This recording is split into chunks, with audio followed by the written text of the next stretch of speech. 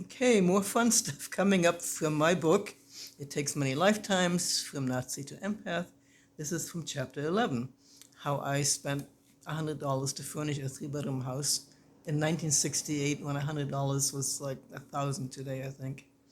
And my video has been turning itself off routinely in the middle of a sentence, so let's see how much I can say. I had just gotten to Texas where my husband had rented us a tiny box on stilts, and it was a really horrible place, so I wanted to find us a new one. Dieter sadly lacked any aesthetic. This is called domestic friction in Texas. Dieter sadly lacked any aesthetic taste or appreciation for housing. I arrived to find he had rented a 300 square foot house in Copper's Cove that looked like a box on stilts, sitting 3 feet above the ground. Identical boxes on stilts were on either side of ours, with 10 feet between the boxes. The stilts were embedded in concrete, and the houses were located across some asphalt pavement from a convenience store 100 feet away that was open all night. Car doors opened and slammed shut at all hours of the day and night as folks came and went to and from the store. Music blasted from the vehicles. The house was hideous to a fault and made the two-room attic apartment of my early childhood seem attractive. The double bed crowded the tiny bedroom and barely left room for a small dresser. Stefan's crib had to be set up in the kitchen, blocking the back door, since the bedroom and living room were both too small to accommodate it. The bathroom was minuscule and only had a narrow shower, in addition to the toilet and tiny sink. We lived exclusively on Dieter's very small army income, and I could understand the need to be frugal, but I had developed an appreciation for beauty in my immediate personal space, and the hideous box on stilts and its ugly location grated on me instantly. There was no yard, and if we were to try and sit outdoors at night, we'd be inhaling gasoline and diesel fumes. I had to get us out of there fast. We, While Dieter was busy at work, I drove down the highway to nearby Killeen to investigate housing options. As I drove up and down the tree-lined streets, I saw a charming house for sale on Dean Street. Its wood siding was painted a cheery yellow. The window sashes and doorway were painted red. 3 mimosa trees in the front yard added color to the already sweet appearance. I called the sales agent and asked about the house. I know there's a for sale sign on this house, I started, but would the owner consider renting the house instead? My husband is a soldier stationed at Fort Hood, and he and I would take really good care of it. We're probably going to be here for 2 years, and we'd also clean up the backyard, I offered. I'd scouted around the back of the house and seen the grass had grown high, and the yard back there had been neglected, with debris sitting on the concrete pad alongside the detached garage set back from the house. Well, I don't know, the agent said. I'm not sure the owner would be at all interested in renting, but the house has been on the market for a few months. I guess it couldn't hurt to ask. Call me back this afternoon, I'll let you know. When I called back, the agent told me we could rent the house for $70 a month. It was only $5 more than the box on stilts. When Dieter came home, I could not contain my excitement. You did what? You rented a 3-bedroom house that's completely unfurnished? What were you thinking, Krista? I had to concede that although our current rental home was squalor itself, it came with a bed, dresser, sofa, and kitchen table. Dieter wasn't taken with the idea of the Killeen house. Without having seen it, he'd already decided that renting an unfurnished 3-bedroom house was stupid. But his sour reception of my find couldn't diminish my delight. We signed a 1-year lease at the beginning of December. Dieter still thought I had lost my mind.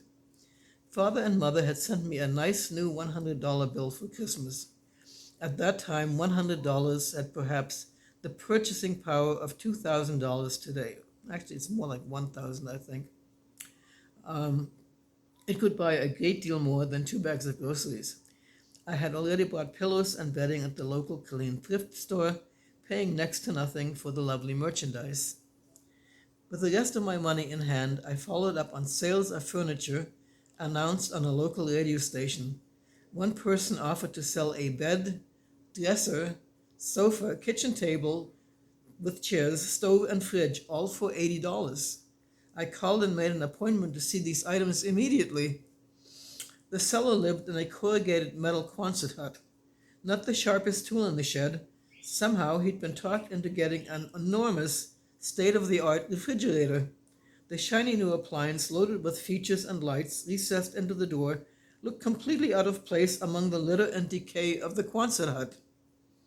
The owner was selling the items announced on the radio to support the cost of the futuristic fridge, he told me. I agreed to take each item he'd listed and paid $80. Dieter and I returned the following day, a Saturday, with a small U-Haul attached to the Carmen gear. We hauled the stuff off and installed it in the house in Killeen. The house had hardwood floors, except in the kitchen and bathroom, and lovely interior light.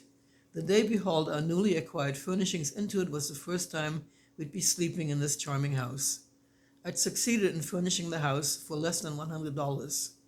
I was absurdly pleased with myself. The next morning, as I got up and headed into the kitchen to make coffee and turn on the lights, I saw the floor, stove, and fridge covered with roaches. Eek! Hundreds of them, huge, medium, and tiny ones. I screamed. Dieter woke up and came rushing into the kitchen, ready to tackle an intruder. He relaxed when he saw it was only bugs. Turns out that the insulation in the fridge door was made of corrugated cardboard. Several generations of roaches had evidently taken up residence in the fridge as it stood outside the Quonset hut, unused for God only knows how long. Once we had the fridge plugged in and running, the colder temperatures must have sent the critters scurrying out and about. Dieter headed off to the local convenience store and bought 2 bottles of roach poison. He removed the refrigerator door and opened it up to expose the cardboard insulation. He laid the cardboard out on the concrete pad alongside the garage and poured both bottles of poison onto the insulation. Roaches, large and small, too many to count, staggered out and dropped dead. I went after the roaches in the kitchen.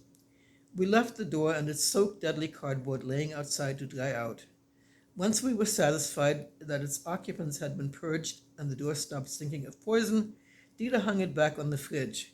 To his credit, Dieter never upbraided me for having bought a fridge loaded down with roaches. The following week, while riding on a bike with Stefan, in an infant seat behind me, I came upon an abandoned building site. The site had a number of long concrete blocks lying around. I wasn't sure just what they might have been used for in building, but they looked perfect as a base for a coffee table. I returned with the car and hauled off 16 of the blocks. After I'd laid them out in a square with 4 stacked up on each side, in front of the sofa, I put a 3x4 piece of plywood on the top of the blocks. I covered the plywood with an attractive tablecloth. Instantly, we had a solid coffee table, one you could comfortably put your legs up on. Other than a playpen, curtains, and some art for our walls, the furnishings were almost complete now. And that was how back in 1968 you could actually furnish a whole house for $100 and have lots of roaches running shortly thereafter, I guess. But yeah, it was one of the many fun adventures in my life. Wanted to share that with you. Ciao.